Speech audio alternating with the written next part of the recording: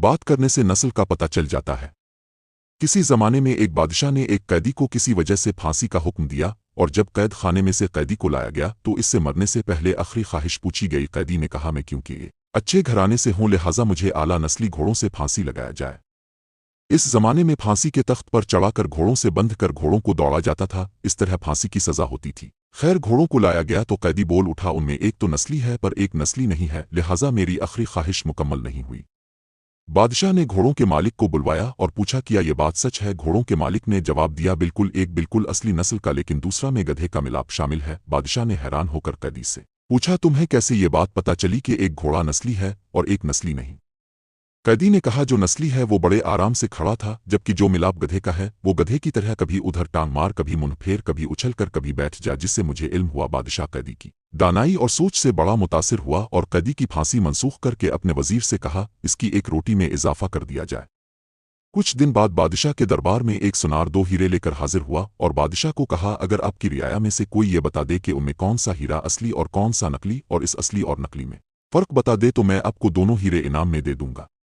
बहुत से लोगों से पूछा मगर कोई मुकम्मल जांच न कर सका। बादशाह के दिमाग में कैदी का ख्याल आया। बादशाह ने इसको दरबार में हाजिर होने का हुक्म दिया। सिपाही कैद खाने में से कैदी को लेकर हाजिर हुए और कैदी को हीरे जांच पड़ताल के लिए दिए गए। कैदी ने कुछ ही लम्हों में बता दिया कि एक असली और दूसरा नकली है। बादशाह ने पूछा, तुम्हें कैसे पता चला?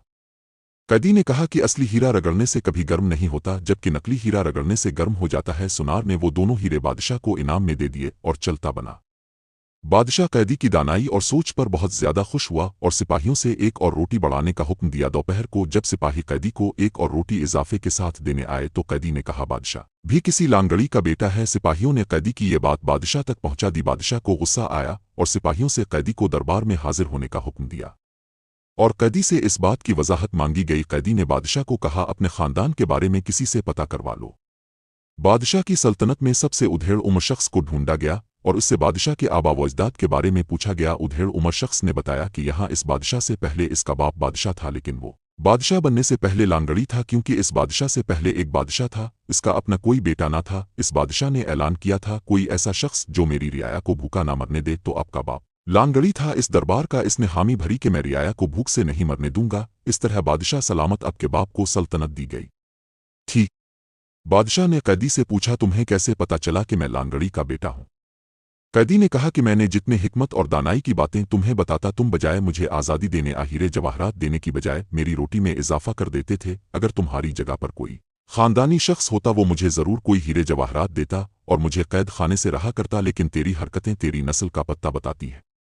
सद्देबाब, इंसान अपनी शोहरत पैसे शक्ल से नहीं बल्कि अपनी हरकतों से अपनी नस्ल का पत्ता बता देता है। मुफ्ती महमूद साहिब।